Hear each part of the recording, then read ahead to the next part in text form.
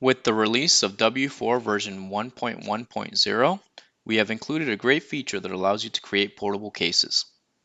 Portable cases are useful when you need to provide information from a case to a customer or third party. The portable case includes the selected items exported from the main case and a reader version of W4 which the end user can run on their system to review the portable case. This reader version is a standalone program that does not need to be installed on the user's system, and it does not require a license to run it. Let's go through how to make a portable case. A portable case can be created from either the entire case or from a selection of items from the case. In this example, we will create a portable case from a selection. To do this, we first want to go into the W4 case so that we can select some items that we want to provide to the end user.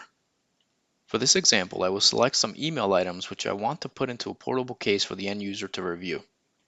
These items need to be tagged so that the tag can be selected when we get to creating the portable case.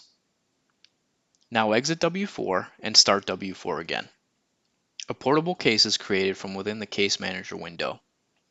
First select the same case that we just had opened. Now click on the Export button. This will show the Export Case wizard. Edit the target case name and folder location if required. Select Portable for the case type option. Under Scope, select the Selected Tag Only option and then select the tag that holds the items that we want to export.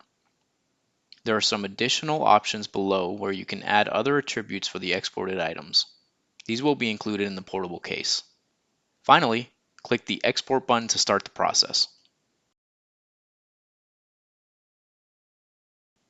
Once the export is complete, navigate to the folder where you exported the portable case to. This portable case folder is self-contained. It contains the exported case data and also the W4 reader application. In this folder, there will be a file named open_case.exe. Double-clicking on this exe file will launch the W4 reader. Once the case is up and running, click on the Search tab. Here we can see the email items which I selected for export.